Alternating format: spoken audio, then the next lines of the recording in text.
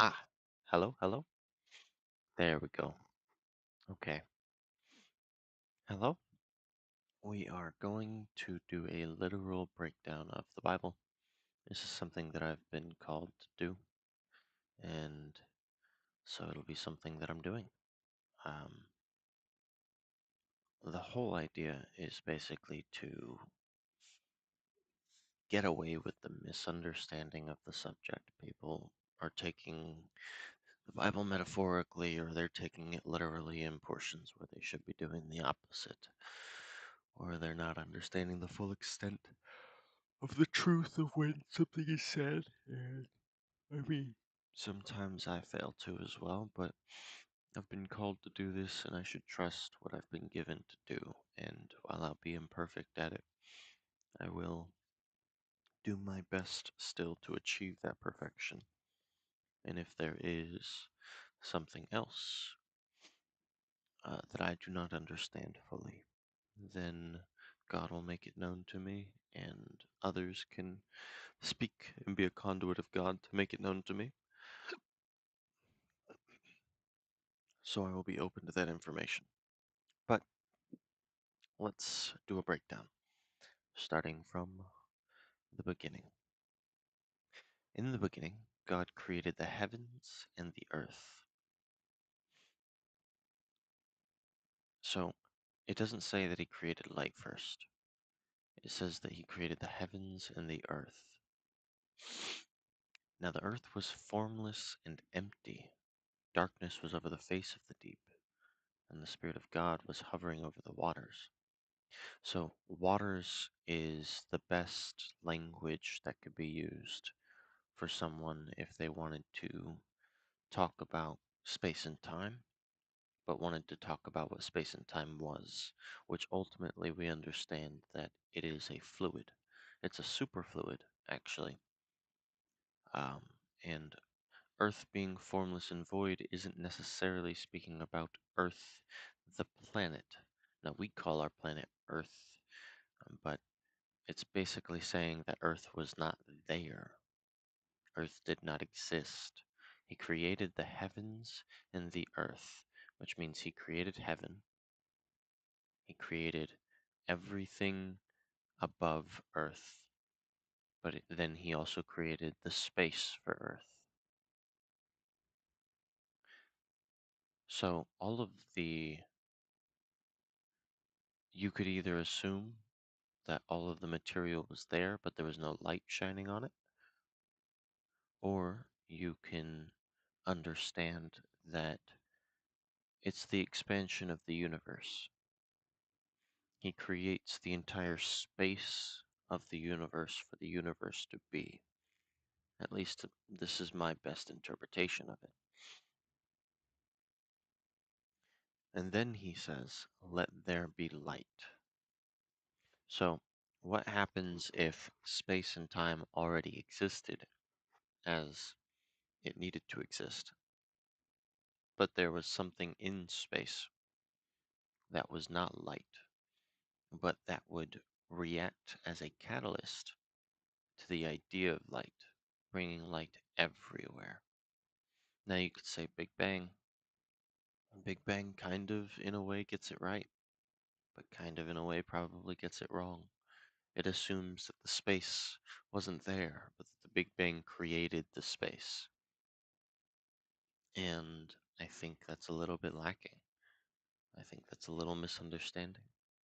And that's okay. It's not that the Big Bang itself wasn't a thing. He says, let there be light. Now, he can say, let there be light, and bring it from a single point and allow it to expand on its own. Or he could say, let there be light, and there would be light everywhere immediately. Now, it doesn't mean stars would have been made when there's light. It just means that the photons of light, which, by the way, has been proven in science that you can actually create matter out of light, shows that the light, the photons that make up light, were introduced from outside the universe into it. God said, "Let there be light," and there was light. God saw the light and saw that it was good, and he separated the light from the darkness. Now, you notice separating the light from the darkness could be the creation of stars. It could be gravity as a concept, the idea that like-minded particles that are not antimatter but rather matter can come together and form together. This is the theoretical understanding of what gravity is meant to represent.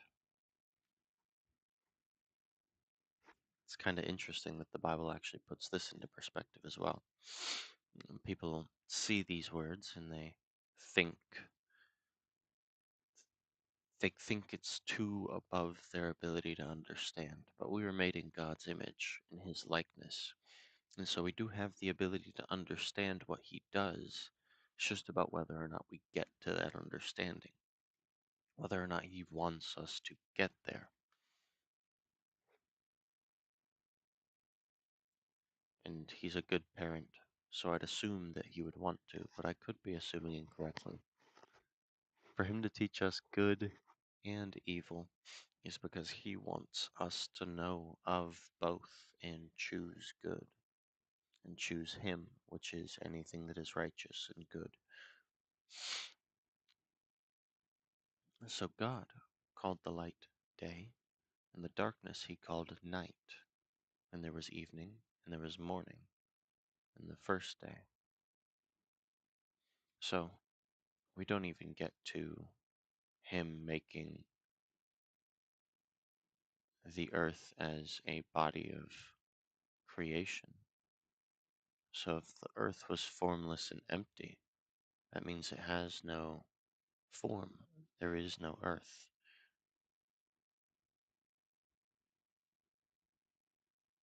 So,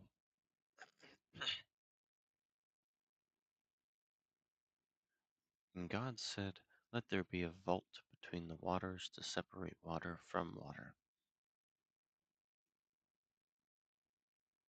So this is the starting of what I would like to say is how Earth has all of these billions and trillions of atoms, probably far more than me in my mind can say.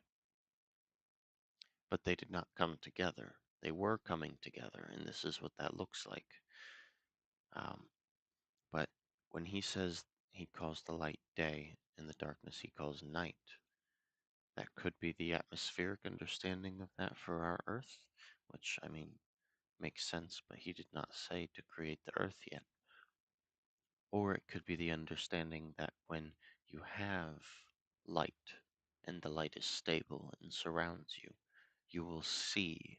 So it will be day because you can see. And the darkness he will call night because you can't see. You won't be able to go through and move through it because light will not exist there. So there was evening and there was morning the first day.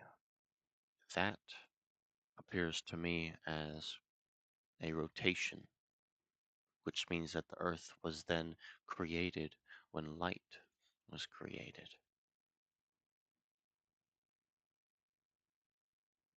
And God said, "Let there be a vault between the waters to separate water from water."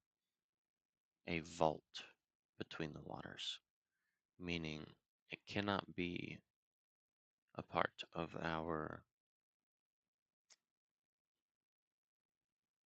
You could say that that means the sky, which has water in it, and the ground, which has water in it. And that will be true there as well. But it is likely also referring to gravitational waters to separate water from water. We assume water just means H2O, but water can be a vault between waters to separate water from water, could be an electromagnetic field or on the earth to keep harmful waters, harmful photons of light, harmful parts of space from getting onto the space that he wants to create Earth in. So it's very key to know that. So God made the vault and separated the water under the vault from the water above it very easily. The magnetic field would make sense here. And it was so.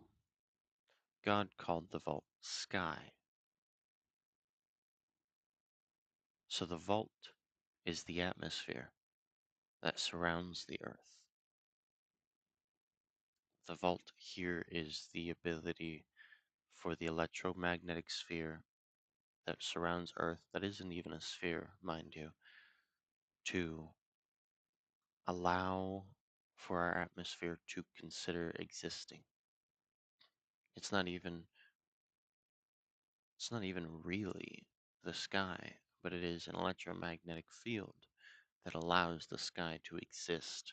Because if we didn't have an electromagnetic field on the planet Earth, our atmosphere would be torn away from the sun. The sun's harmful,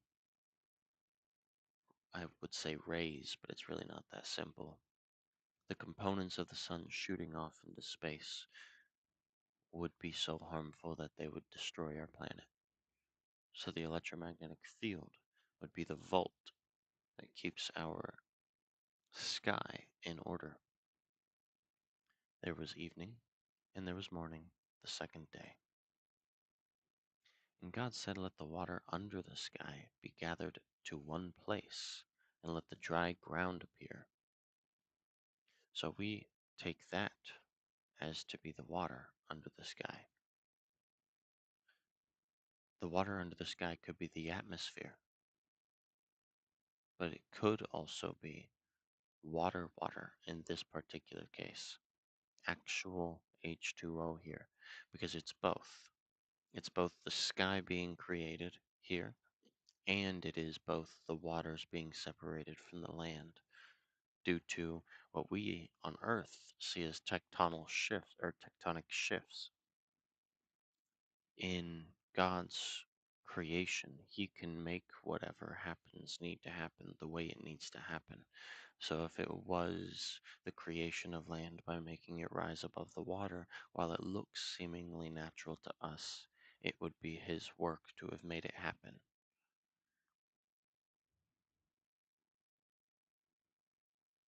God called the dry ground land, and He gathered waters, and the gathered waters He called seas. So yeah, it's definitely the ocean. And God saw that it was good. Then God said, "Let the land produce vegetation, seed-bearing plants, and trees on the land that bear fruit with seed in it, according to their various kinds." So we see that as the land getting stuff first, but we know that the oceans got stuff first. However, for a human does not technically need to know that the oceans have their items first, because the humans are on land. The things he will create to exist here, to understand better than any other animal on the planet, will be on land. So he just gives us word bearing on the land aspect of it, so that it will attune to us. However, it's also said to be true that you needed to have life in the water before you could have life on land. So he was only attuning to the one part that we would know the most 2,000, 3,000, 4,000 years ago.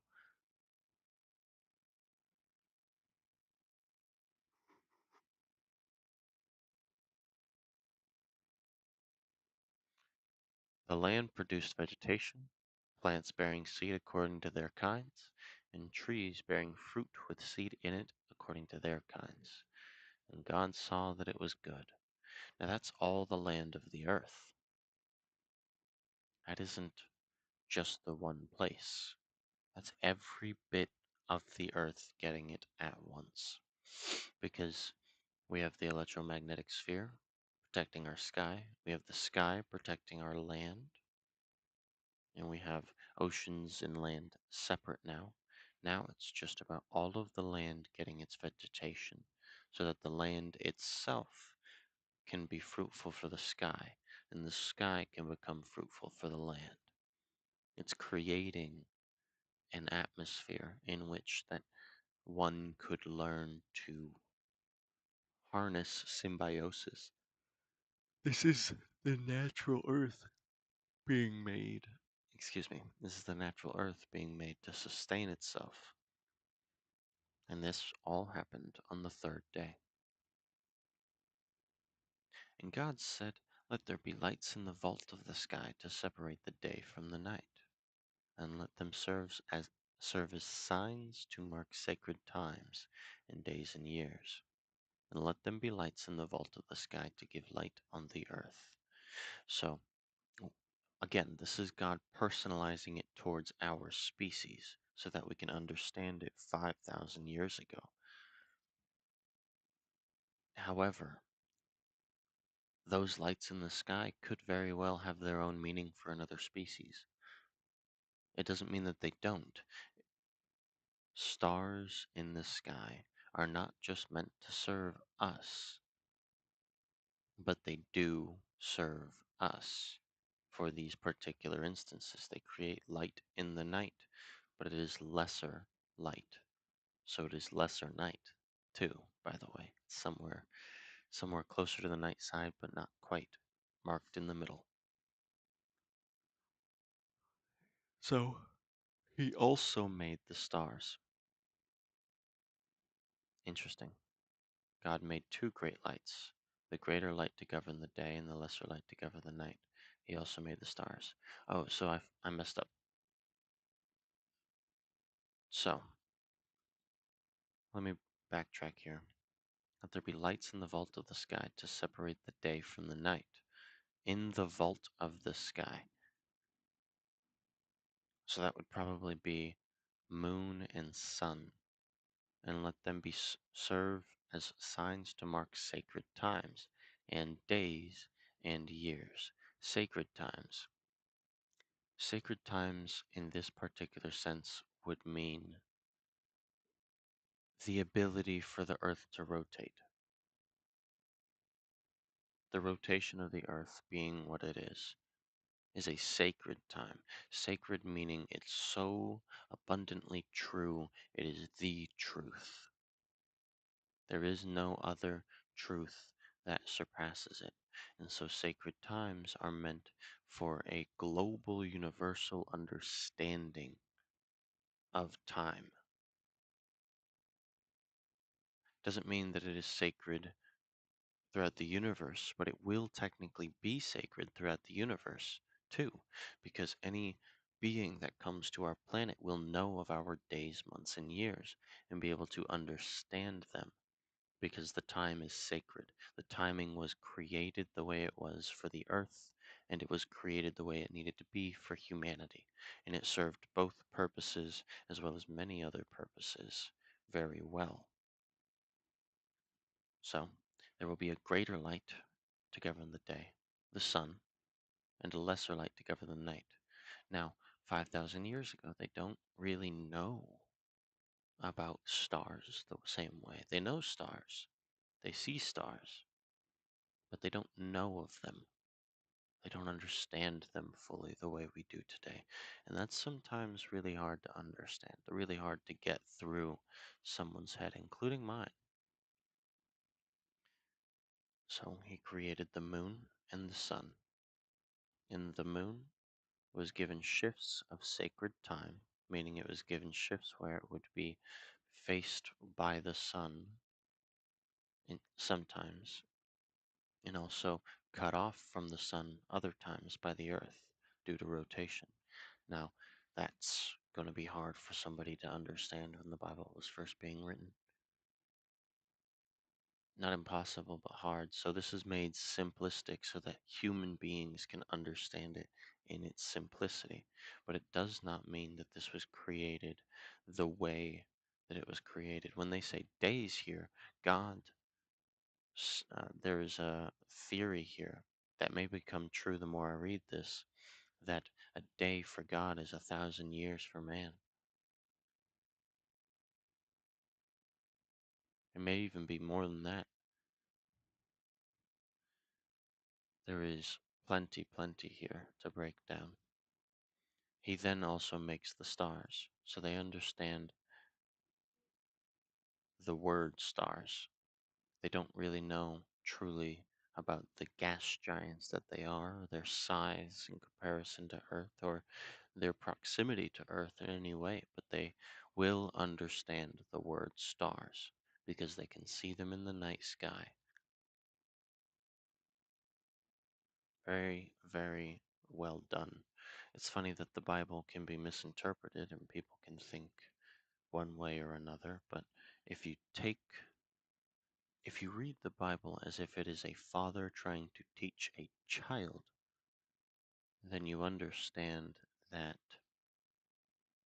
a child will not learn the word astronomical before they learn astro.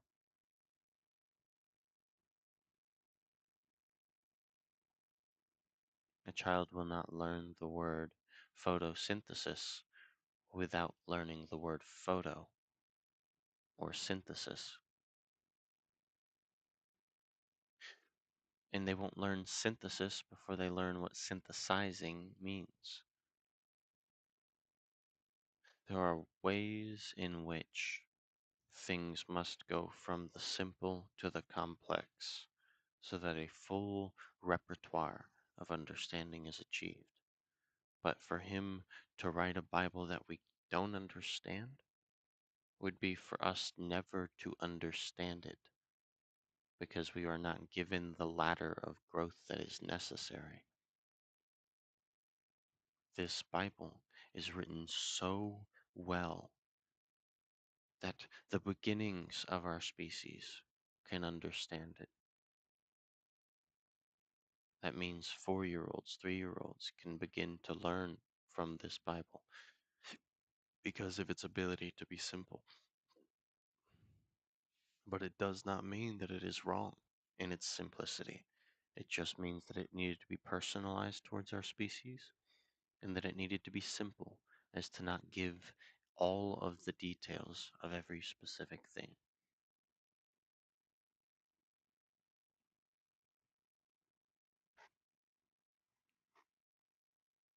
That is something that we will understand the more we learn good and evil. It's for us to know. That was the fourth day, to bring the vault of the sky and to give the lights two greater, whoops, two great lights, the moon and the sun, and then the stars. And God said on the fifth day, let the water teem with living creatures. Interesting. So it's after he says, put the plants on land, that he says to put stuff in the water. And I will say, I will retract some of my statement here, that it's possible that in pools on a part of the land that there were plants and animals, or that there were plants, sorry, and fruit and vegetation that was created first. And in some way, in those ponds and in those pools, it's not considered in the sea. Let the water teem with living creatures. Let birds fly above the earth across the vault of the sky. So God then explains that the water teemed and that the birds could fly. So he doesn't create the rest of the animals, he creates birds. And we finally understand that during the Cretaceous period, that's what happens. There are less amphibians and less crocodiles and less of many other things. There are no mammals yet, but there are birds, and we're only just now figuring out that the dinosaurs were birds. They weren't reptiles.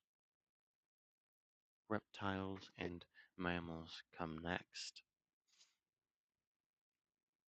So birds and the fish of the sea and possible amphibians, which I will not know, come. And then God creates other things. So God created the great creatures of the sea, and every living thing with which the water teems, and that moves about in it, according to their kinds, and every winged bird according to its kind. And God saw that it was good.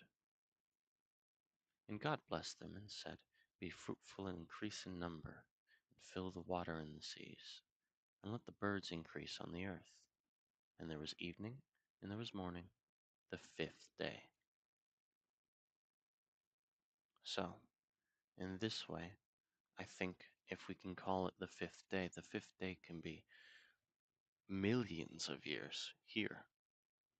Millions of years. We say the fifth day, but that is possibly a day for God,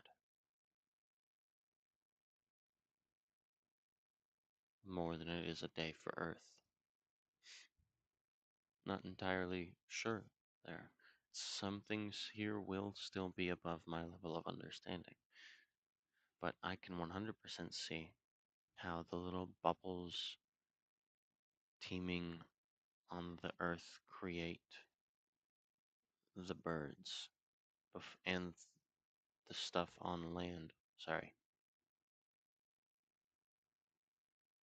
I can see how the bubbles oozing from the land could create life faster than the stuff in the water is created and the stuff that makes birds are created.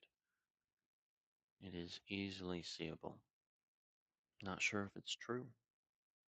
It could be also. Another explanation of this is that it was personalized to us, and so God showed us what we would be seeing first, which is the plants and the vegetation, and then we would see the birds in the sea. It is an order of magnitude of purview. So it could be that actually the stuff in the sea was created of a natural order first, but that God didn't see it as relevant as the vegetation and didn't see it as relevant as the fruits therein, whereas the fruits come first. So it's a personalization towards humanity that he says the things he says. And you say, well, God would have put it in order. If he puts it in order of priority of purview, then he has put it in order. Even if it is not put in order in the direction of the relativity of time, it has been put in order for our level of necessity to understand it.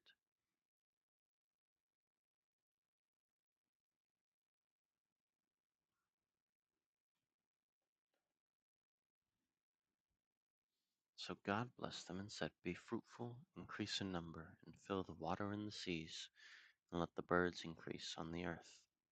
And that was the fifth day.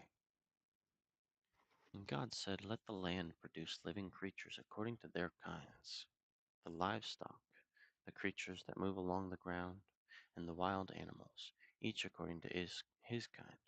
So that's where it becomes, for sure, without a doubt, amphibians, mammals, rodents of all kinds begin to walk the earth.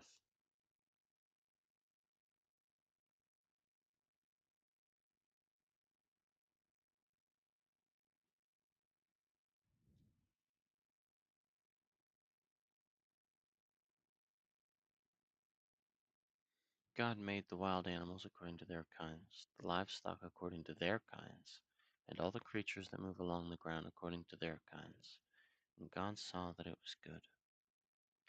Then God said, let us make mankind in our image, in our likeness, so that they may rule over the fish in the sea, and the birds in the sky, over all of the livestock and all the wild animals. and over all the creatures that moved along the ground. So, when we are meant to rule over these things, it does not mean that we are superior to them. It means that we are above them in a way. It means, in my head at least, this understanding of it is to say, we are meant to take care of them. When you rule over a people, you are taking care of your people. When you rule over your household, you're taking care of your household. It is hospitality. Ruling is often depicted as something that is done because of power, but it is something done because of responsibility. Ruling is a responsibility. So you can see it as we are superior to them. No, no, no, no, no. We live, they live. We take care of them. That is what has been far forgotten, clearly, in our day and age. We must take care of them so that they can take care of us. And when God says, let us make mankind in our image, he says, our image.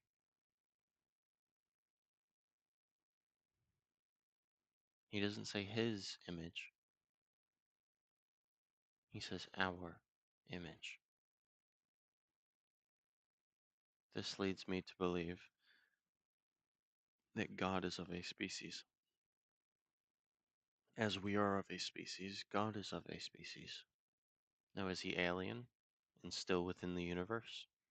No, he's far above and outside the universe. He has been exalted, which means he is outside of our universe, creating inward, as people create video games, but on a far grander and a far better, more beautiful scale. So, in our likeness, does that mean that we are exactly like God? No. It means that we have the ability to conceive as God conceives, the ability to understand as God understands. We are being given the abilities that God has as well, but we are nowhere near as perfect as He in creating it, or as His species is in knowing it.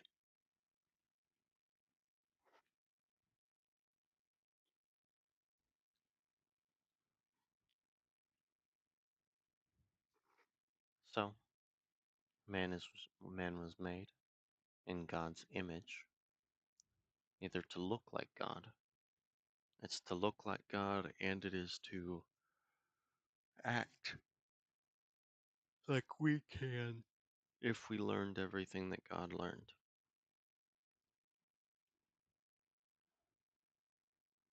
So God created mankind in his own image. Notice how he says in our image when God says it,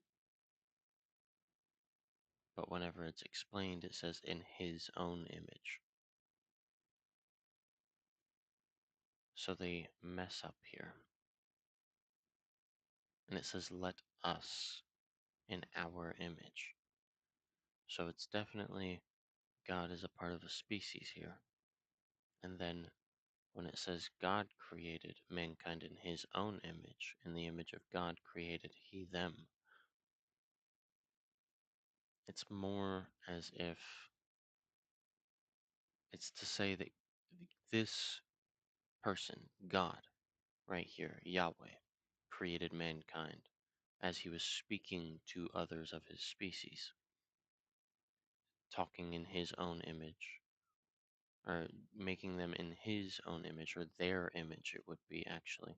It should say in their image, because it is not specifically in the image of Yahweh, unless it is that Yahweh is a part of a people who are of a multitude of different species, i.e., that there is a Yahweh of a kind of people on a different star system in some way that is creationism of creationism, and given the exact same bearings that Earth and that our mankind would need, and that this, our Yahweh, our God, the one we serve, the one we understand, the one we know, the one we worship and praise for the fact that we could exist, is a father of this Aryan species.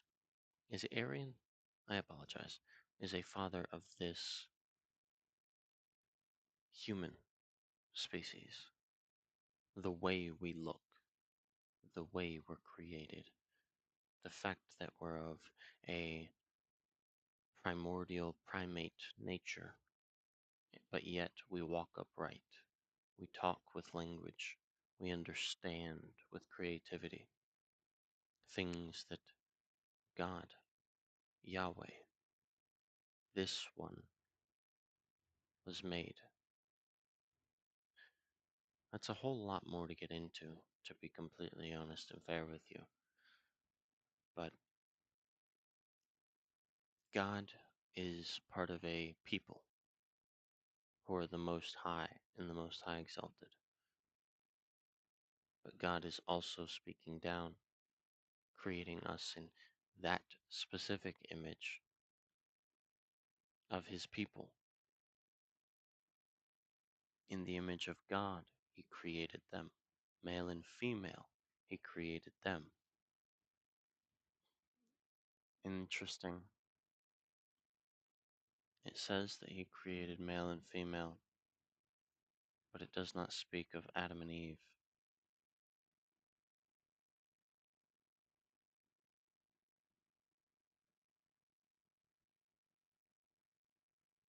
Interesting. We'll get there.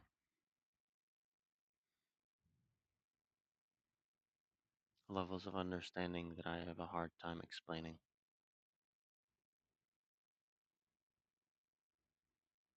Also, this Bible is not correct. I noticed that this Bible is a finite portion of the Hebrew one, and the Hebrew one is much better. The Old Testament, as it was written, is much better than this version of understanding that I've been given. This one's false in many ways.